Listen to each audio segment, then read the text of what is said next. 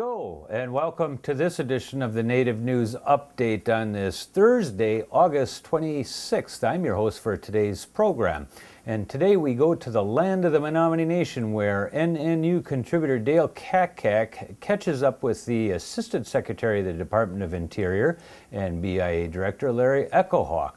And the Native News Update talks with Democratic candidate Chris Deschene, who won the Arizona primary for that state's second highest office, the Secretary of State. My name is Larry Echohawk. I'm a member of the Pawnee Nation of Oklahoma, and I presently serve in the administration of President Barack Obama as his Assistant Secretary for Indian Affairs in the United States Department of the Interior. And Mr. Echohawk, what are you doing here today on your tour in Wisconsin? Well, this tour in Wisconsin is all about consultation with tribal nations. On November 5th of 2009, President Obama met with tribal leaders in Washington, D.C. at the Department of the Interior.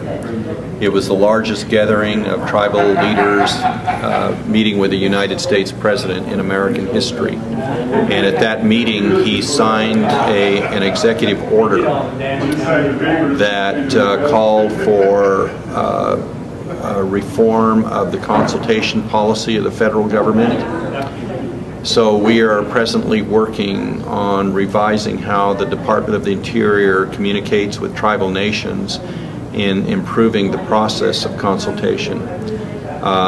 We are holding consultation sessions about how to do that improvement presently all over the United States. So tribal nations will be speaking with us, and we will be working with a team of tribal leaders that have been put together, working with federal officials to refine consultation processes in Interior. But I often say that not every tribal government is able to send their leadership back to Washington, D.C. And so what we do is travel out to Indian country and meet in the homelands of the tribal leaders, and that's what I'm doing in Wisconsin. In the first 14 months of my service as Assistant Secretary, I've been in 32 states. So I go into Indian country often and sit down with tribal leaders, and that's what we're doing in Wisconsin. Spent 4 days here, and it's nation-to-nation communication with the elected leadership of the tribes located in Wisconsin, where we talk about the issues that are vitally important to their communities. And it's not just a speech that I give, but it's dialogue, nation to nation, where tribal leaders have been able to sit down with me in the last few days and tell me about their issues, their concerns, their needs, and to ask me questions, and I give responses to their questions. And it's I think, a vital part of the nation-to-nation relationship, and so it's been a good 4 days. So in all your work, Mr. Echohawk, what do you see as the status of Indian nations here, and what is the prognosis for our people, and what are the big pressing issues in your opinion? Well, you know, I'm 62 years old, and so I've been around for a while, and I was one of the very first American Indians to obtain a law degree back in, I was in college in the 1960s and early 1970s. I graduated from law school and became one of the first, if not the first, American Indian to actually be hired as the Chief General Legal Counsel for a large land-based treaty tribe. And so I have seen over that long span of years a very significant development in the assertion of tribal sovereignty. So things have improved through those years. And presently, under the administration of President Barack Obama, I think there's been an acceleration in the ability of tribal nations to communicate with the federal government. There are very significant needs that remain in Indian country to create employment, to protect treaty rights, to protect land and water, to help tribes restore lands through the Fee to Trust process, to improve the educational opportunities for Native children, to have them be able to learn more about their culture and their language in the school system. So we have enormous responsibilities. As Assistant Secretary, I oversee the Bureau of Indian Affairs and the Bureau of Indian Education. We have 10,000 employees, a $2.6 billion budget. We interface on a nation-to-nation relationship with 564 tribal nations. It's the most difficult job I've ever had, but it's also very satisfying to be able to meet with tribal leaders and talk about issues that will literally improve the quality of life for Native people living in their homelands. And so, you know, it's an opportunity now in the Obama administration to accomplish a lot, and I think we're doing that. And finally, what's the most interesting aspect of your work, would you say, to you? The most interesting aspect of my work as Assistant Secretary is meeting people and traveling into Indian communities that I've never seen before. I started this week in northern Wisconsin by touring the Apostle Islands in a boat with tribal leaders, looking at the commercial treaty fishing at work. Tribal people harvesting fish as their generations have done, you know, way in the past. They're still doing that today, and I enjoy most of all just meeting people, sitting down with the elected leadership and visiting with them. You know, we're all Native people. You know, we care deeply about, you know, the people, the young people that are being raised today in these communities, and we want, you know, a better, a more prosperous life for them, where they're connecting with, you know, their identity as Native people and having a promising future. Well, I think what I'd like to say is just that I have full confidence in President Barack Obama and the Secretary of Interior, Ken Salazar. I'd like Indian country to know that the President and Secretary Salazar truly care. I remember that when President Obama met with tribal leaders on November 5th of 2009 in this nation-to-nation setting with hundreds of tribal leaders, he said, "I promise you, as long as I serve as President of the United States, you will not be forgotten."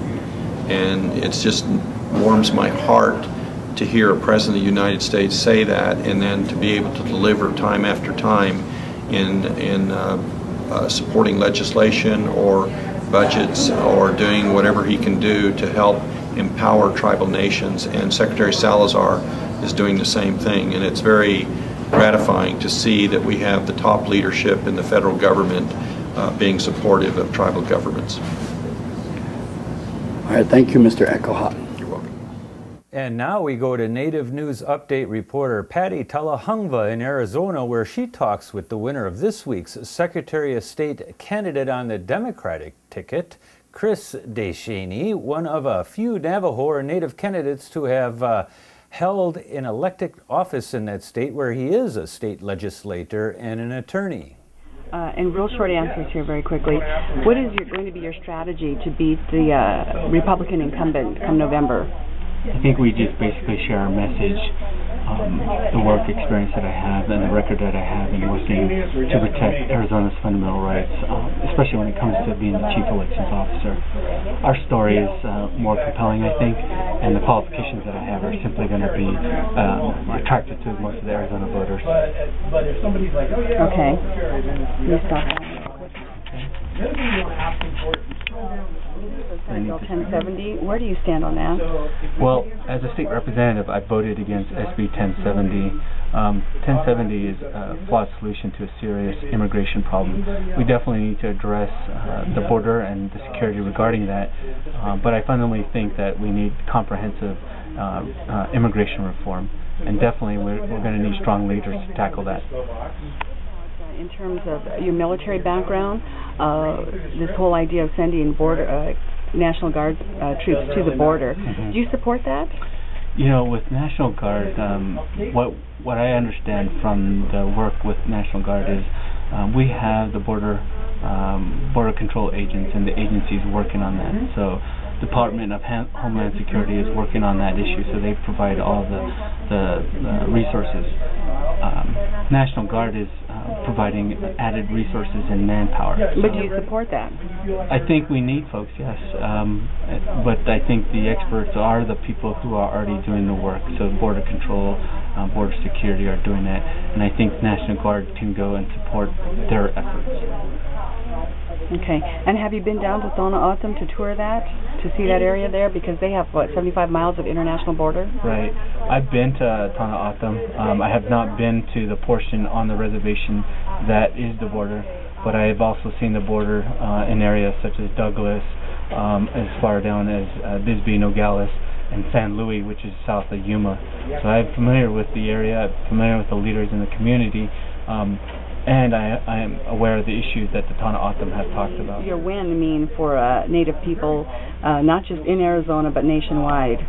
I think the win shows that we have qualified candidates when given the opportunity and work hard to build community throughout the parties, are fully capable of winning large-scale elections. And I think it really just sets an example, plus it builds the potential that we can elect candidates, state, county, as well as federal elections.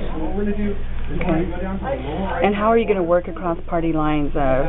Probably John McCain will win again, you know, another term. How would you encourage other Democrats to work with Republican leadership? Here in Arizona, the fundamental issue is getting Arizona back on the right track. We've got a massive deficit. We've got a lot of issues with our economy, and I think Democrats are able to offer not only solutions but also work cross-party lines. And I think in my case, I've done that when it comes to our voting rights. I've got two bills that went through because of the work that I've done as a state representative. There was no resolution to honor the Hopi Kotakers. Right. I think what the focus on that is there was no effort to separate tribes because a number of tribes have supported and assisted the federal government, especially the Department of Defense. With World War I, we had the Choctaws, and then we also had different tribes during World War II. In this case, the Navajo Kotakers asked specifically for their efforts. It wasn't an effort to separate between or distinguish between the two tribes. And so there's plenty of opportunity to bring one forward for the Hopi Kotakers as well. Okay, so it was generated from the Navajo Kotakers. Right. You wanted that? Right. That's interesting. Okay, and finally, on election night, I was downtown, and people don't know how to pronounce your name. It's Deschene. 3 syllables, De as in Dace, and then Chini, Deschene. Deschene.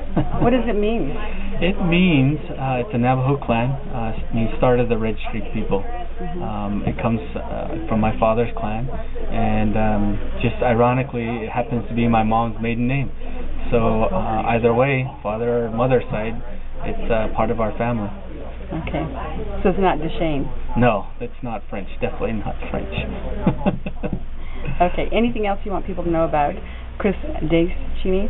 Well, what we need is for Indian Country to take a look at this race, spread the word that we are working very hard to change history in Arizona, and that I definitely could use their support, not only with sharing the message, but if they're willing to send resources, you can visit my website at chrisdeschene4arizona.com. And if people remember the sequence of events, their governor, Janet Napolitano, was appointed to head the Homeland Security by President Obama, and Janet Brewer, second in charge as Secretary of State, then became governor and appointed Ken Bennett, who will now be challenged by Chris Deschene, who may have an eye open to some future potential. And that is going to be the latest roundup of news from Indian Country on this edition of the Native News Update. Thanks for stopping in. Stop by again soon. Miigwech.